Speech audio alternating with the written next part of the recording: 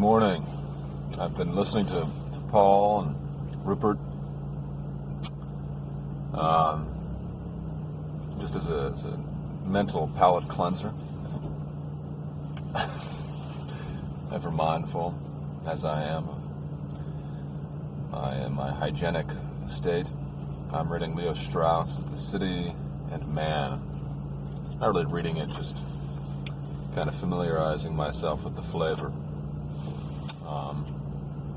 My wife has underlined this copy. Let me see what she found of note.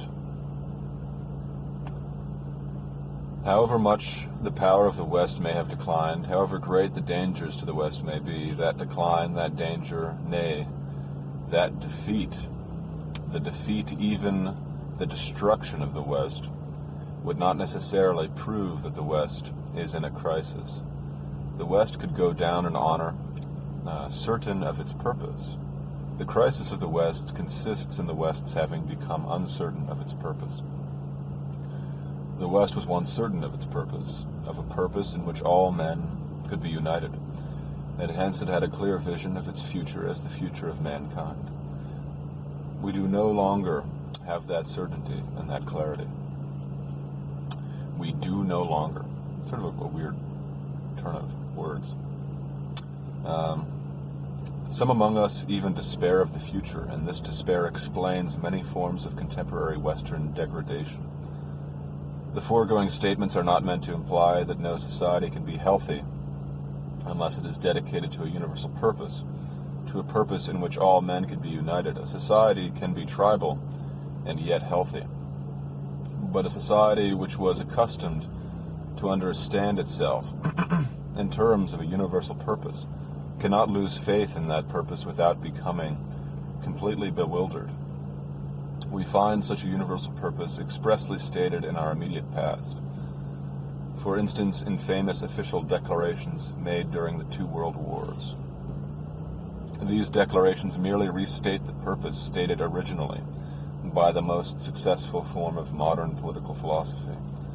A kind of that political philosophy which aspired to build on the foundation laid by classical political philosophy. A society superior in truth and justice to the society toward which the classics aspired. According to the modern project, philosophy or science was no longer to be understood as essentially contemplative and proud, but as active and charitable. It was to be in the service of the relief of man's estate. It was to be cultivated for the sake of human power. It was to enable man to become the master and owner of nature through the intellectual conquest of nature. Blah, blah, blah, blah, blah, blah, blah, blah, blah. Good stuff. Apropos, Chapter 1 is on Aristotle's Politics. I guess I'll try to read this. Seems a little too serendipitous. Maybe not. I mean, whatever. But given what I was talking about and my own lack of grasping, my powers of grasping.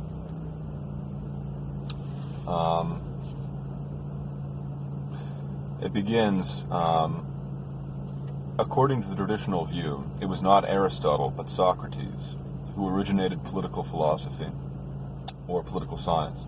More precisely, according to Cicero, Socrates was the first to call philosophy down from heaven, to establish it in the cities, to introduce it also into the households, and to compel it to inquire about men's life and manners, as well as about the good and bad things.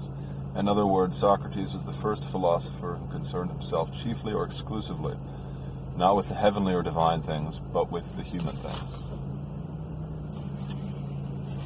Another underline by my wife. Anyway, I gotta start driving. But, I was just thinking, like, who's the real victim of Clown World? And I think I figured it out. It's the clowns, man. The clowns are the victim, obviously.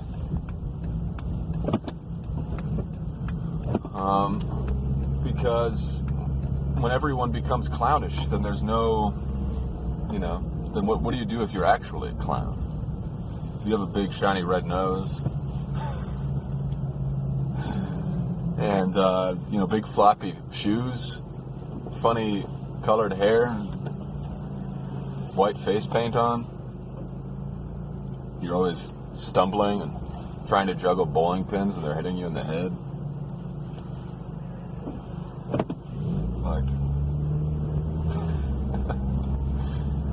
in clown world, actual clowns can no longer function as such. Marshall McLuhan, in some kind of TV guest appearance I was watching, he was talking in the year 1970 something or other, and he was saying that that the young people of that time, their mode of dress was clown-like. The bell bottoms and the fur shirts. I don't know how people dressed. Polka dotted lava lamp patterns, the shag carpeting. It was all sort of a motley collection, and it was evocative of the medieval clown. And archetypically, the clown is the one in the community who has a grievance. The fool, I guess. The fool, the clown, has a grievance. But in a culture of grievance, of identity politics, all grievances, kind of blur into each other like muddy paint. Too many colors all squashed up together. So the clown is lost. I think that clowning kind of died around the same time. You can find videos of great clowns like George Carl, others, up until the 70s and 80s, and then I think the clown has basically gone extinct at this point. But I think if I had been born in a previous era, I either would have been a clown or I might have been a famous scientist. I don't know. Maybe I would have been a famous clown or a famous scientist. Maybe I wouldn't have been famous. What a horrible thought. Maybe I just would have been a second-rate clown or a second-rate scientist. Whatever. I don't know. I looked up to people like Lon Chaney, Laurence Olivier when I was an adolescent. And they say, whatever you kind of gravitate towards when you want to be at the age of 15, 16, 17. That's your real spirit animal. The clown is my spirit animal. But I've been forced to assimilate into clown world and shed my true clownhood.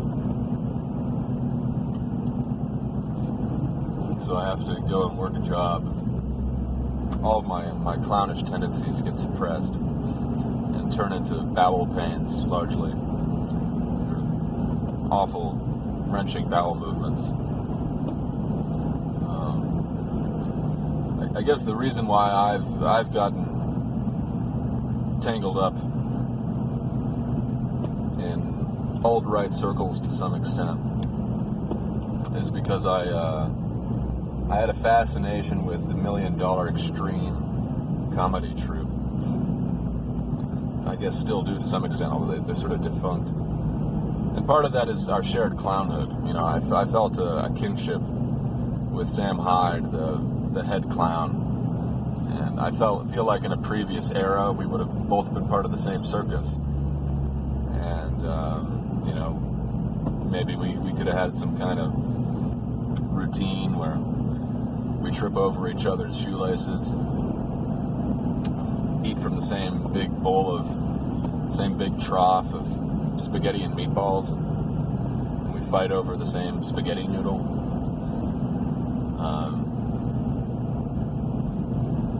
Something like that probably would have happened in a more innocent age.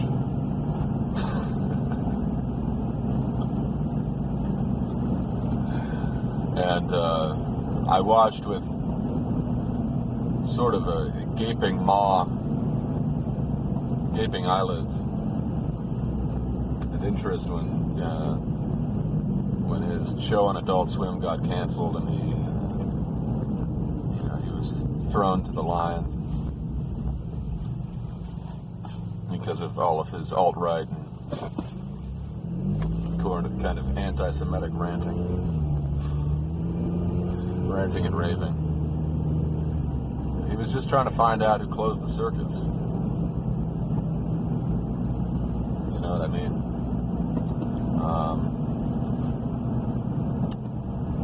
The circus, above all, as a form of communal entertainment. Leo Strauss writes about the purpose of the West being the unity of mankind. And as a Catholic, I guess my take on that, not just because I'm a Catholic in some kind of nominal sense, but as a Catholic convert, someone who consciously made the decision to hop over to the Catholic side, it's a lot of that loss of purpose, I think, can be chalked up to the religious fragmentation in the West, following the invention of the Gutenberg press. I read the first chapter of the Gutenberg Galaxy by Marshall McLuhan.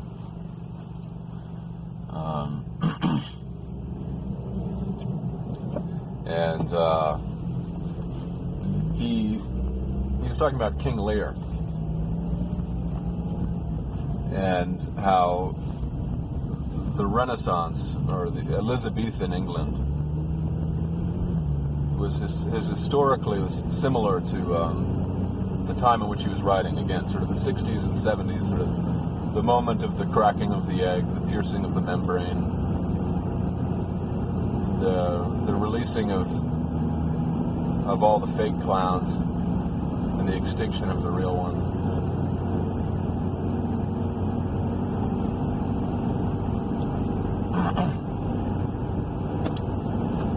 And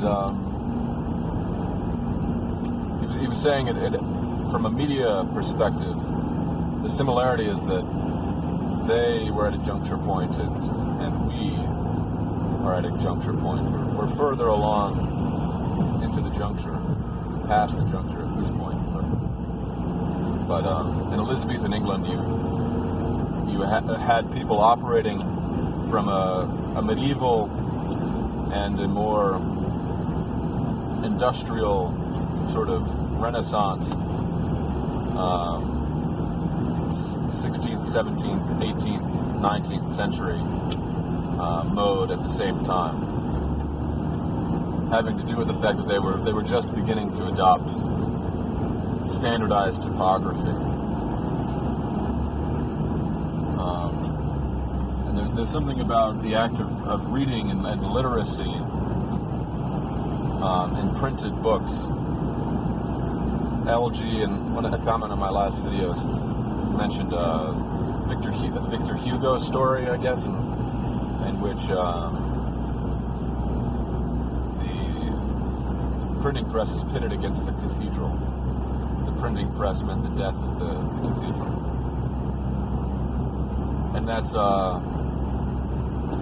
fairly in line with what Marshall McLuhan is all about in this book, I think.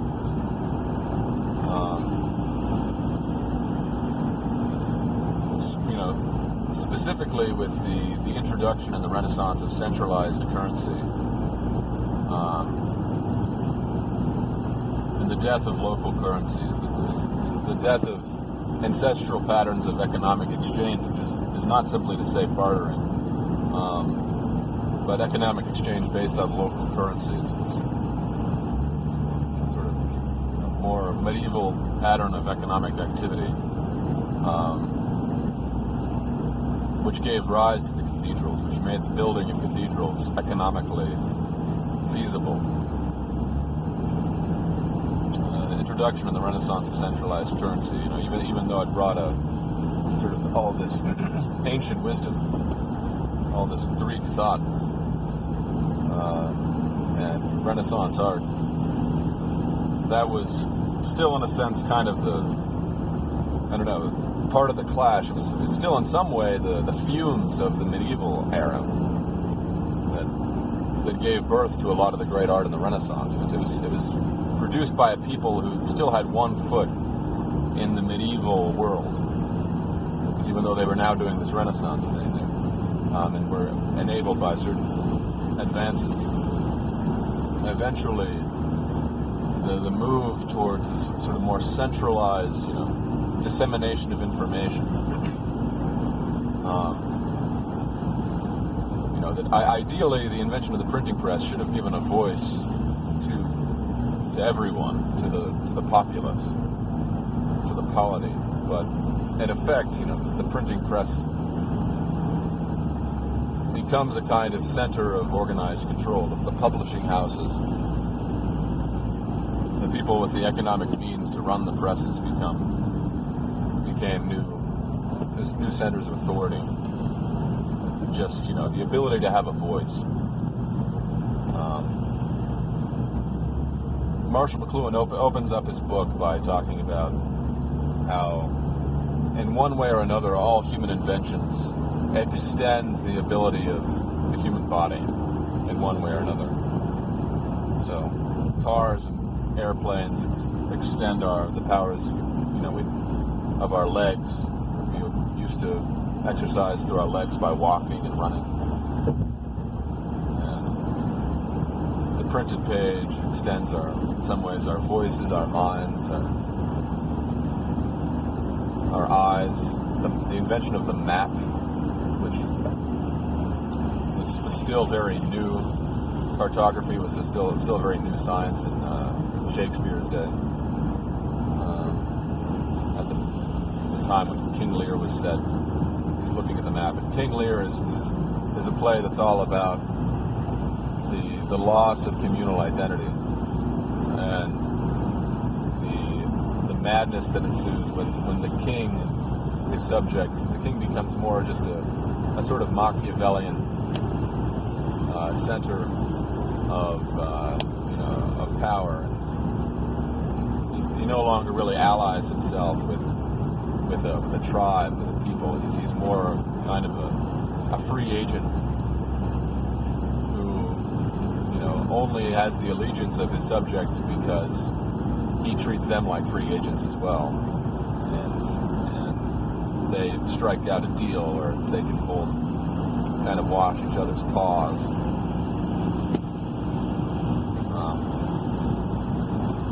So I guess all of this is partially in reply to Rupert. He's, he was laying out this noblesse oblige idea.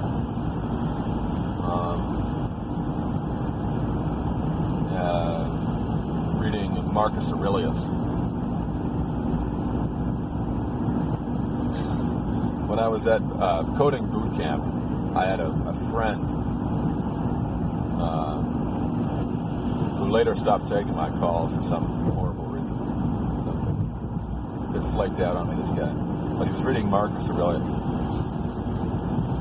And I picked up the book one time, and I flipped to a passage, and it said something about how one should not, a stoic man should not flip through many different books at once, but should digest the whole thing entire. Bit of a slap in the face by by the gods, gods.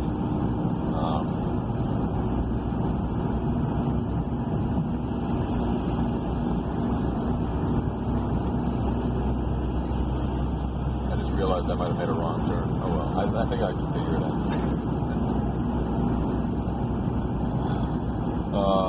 Maybe I'll pause the video until I get back on track. There we go. I'm back.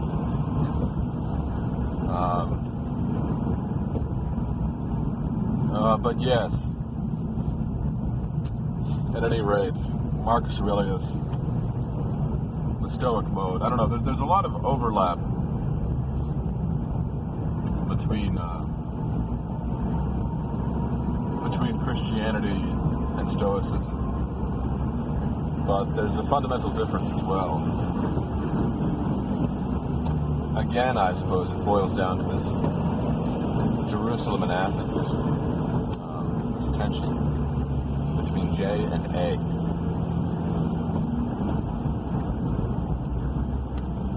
Slightly lost my train of thought.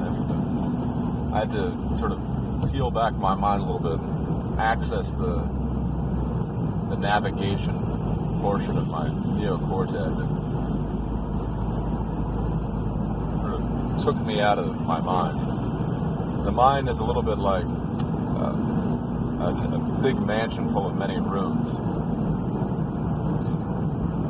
with various things you can do in them. Some people have more Japanese style houses with paper walls they can slide open. Some people have more solid rock walls that can't pass through so easily. When you take the right designer drug, you turn into a ghost. You can just glide through the walls like they weren't even there.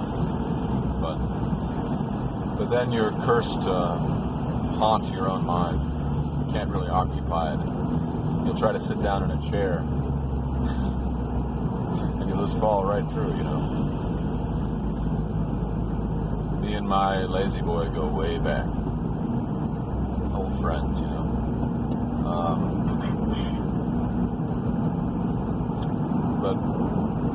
So, Marcus Aurelius says one shouldn't flip between books. Here I am flipping.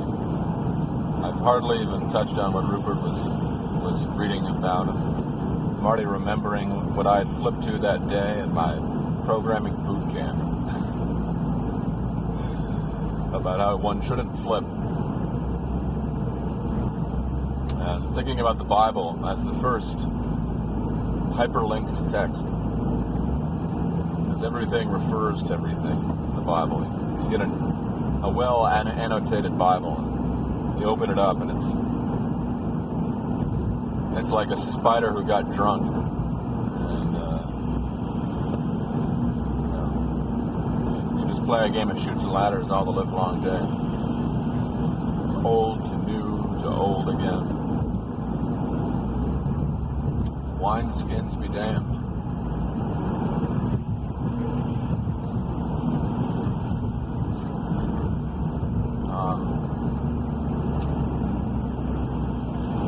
But you know, one thing that Marshall McLuhan seems interested in, I guess I'm kind of late to the party on the Marshall McLuhan guy. I thought I was discovering some kind of original thinker who had been sidelined, and I think he's way more mainstream than I thought. It loses some saltiness for me. It feels less exclusive. But my wife knew all about him. I guess. Her mother's group talking about Marshall McLuhan. Paul seems well familiar with the man. But I'm still interested, given the connection with Douglas Rushkoff and the amount of mental bandwidth I've already logged back in the back passage of my medulla oblongata on Douglas Rushkoff. Puzzling through these things.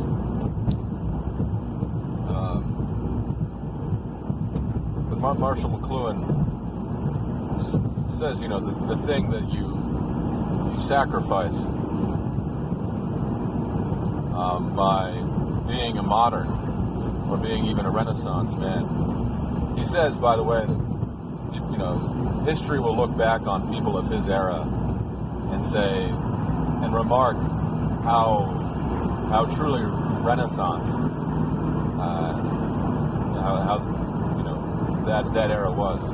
How do you put it? What's the right grammatical phrase here? How Renaissance-y in the 1960s and 70s, the 20th century will be looked back upon as part of the Renaissance.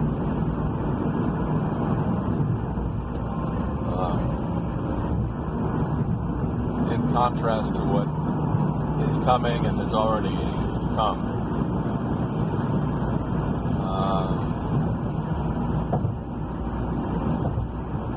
And part of that has to do with the way that media extends and funnels human attention. So when you had have a literary culture, your attention is siphoned in a certain way, and you adapt to more. I think what he says is, quoting Tocqueville,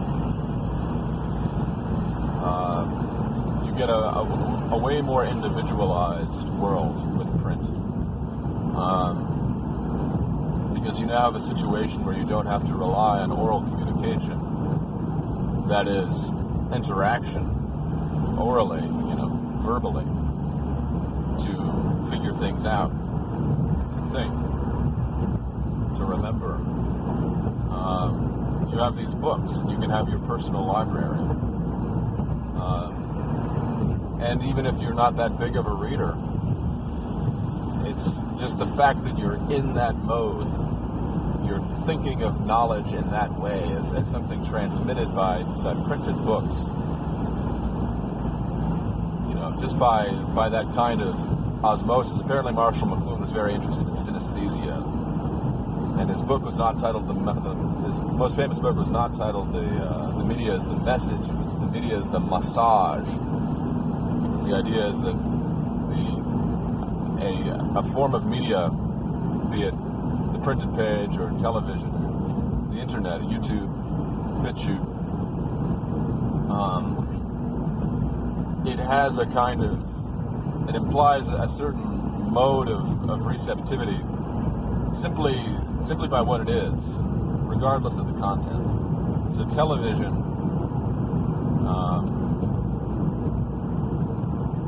is a kind of spectacle, and even if you put something worth watching on television, it's just kind of by the nature of what it is and the way in which people consume it, it lends itself to being a kind of consumeristic, spectacle-like form of entertainment. Everything becomes entertainment on TV, even things that are allegedly serious.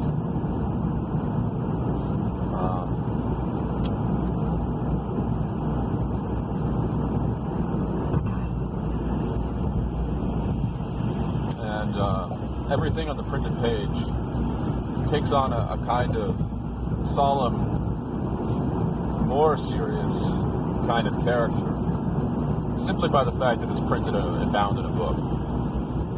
My friend sent me a meme the other day.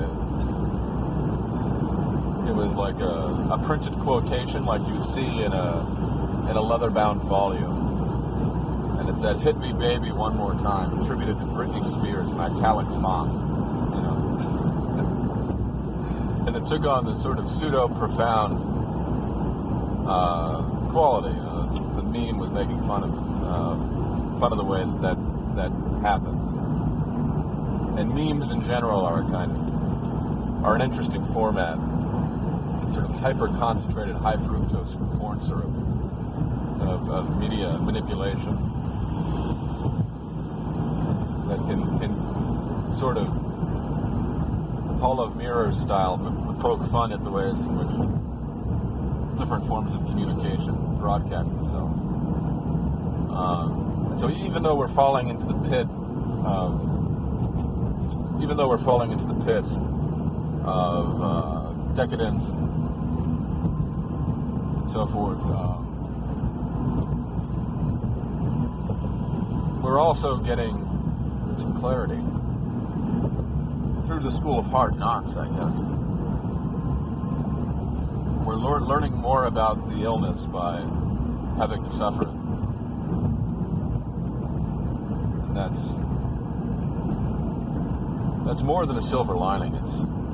It's a spiritual bounty that will, if we can face it the right way and digest it and own up to it, will benefit us in the next life.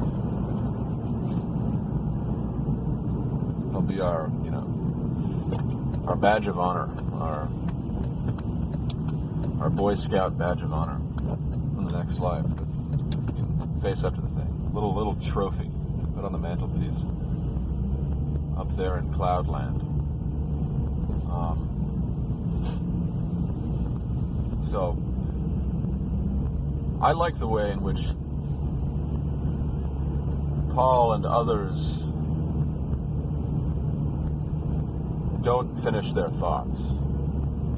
Apparently Marshall McLuhan, I don't know, I'm referring to this guy now, he's like, he's a sage. Maybe, I don't know. That's sort of the reputation he got, as being a guru, I guess. But, just as I'm getting into it, another interesting thing about him, I almost forgot my thought, but the thought itself is that he liked when people didn't necessarily finish their thoughts or disrupted the ordinary discourse, habitual kind of A plus B equals AB kind of discourse that usually happens. So when people would ask him a question, sometimes he would reply with a long description of something that was apparently unrelated. And there's a danger of just, being a total non sequitur, but a well done non sequitur is better than a direct reply. And you learn this, I learned this hugely bigly in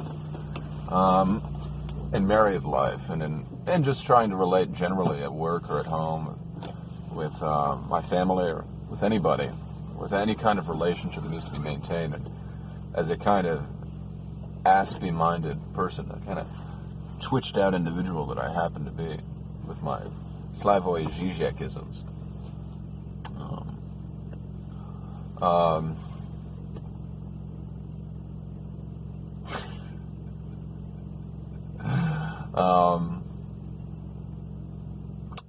It's this is something that one has to master, Mr. Miyagi style. It's like the Karate Kid. What is it? So I remember watching that movie a lot. I'd fake sick a lot as a kid, and I'd get my mom to rent me videotapes. Good old video cassettes you could hold in your hand and kiss. If you're a woman, you could plant a lipstick kiss on these things, wrap them up in a bow. There's a nice heft to them. Remember in Videodrome, or I shouldn't wander too much. I think I'm thinking about. I guess I'm thinking about the theme of discursiveness, conversations that allow themselves to be more discursive, to roam.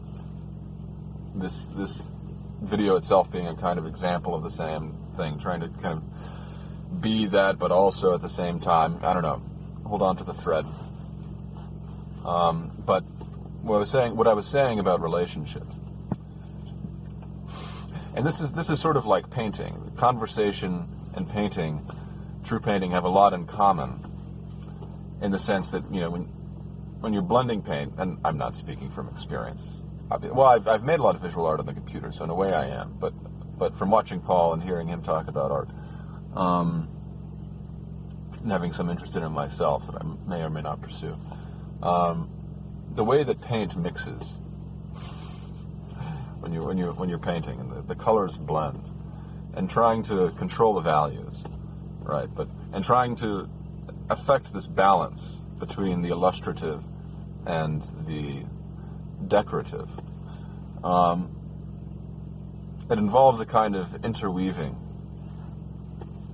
of values in the visual art sense, but in conversation, it's sort of the same way. It's you're interweaving meanings, maybe values in the philosophic and the sort of the Nietzschean sense, but just meanings and shades of things and threads, and it's like juggling or something. You throw one idea up. So right now I'm throwing up the idea of relationships, talking about trying to keep my eye vaguely on that idea, which I'd like to catch in a moment. And also this, these other comments that I'm making right now. But the thing about relationships, you're getting along with people, is that especially I find in marriage, if you take things too literally, and with children too, again with anybody, but especially in family relationships, you take things too literally. She asks how you're feeling. It's obviously endless fodder for stand-up comedian routines everywhere. Hence my interest in clowning. Oh man, it's kind of a cool face. I look like a goldfish. I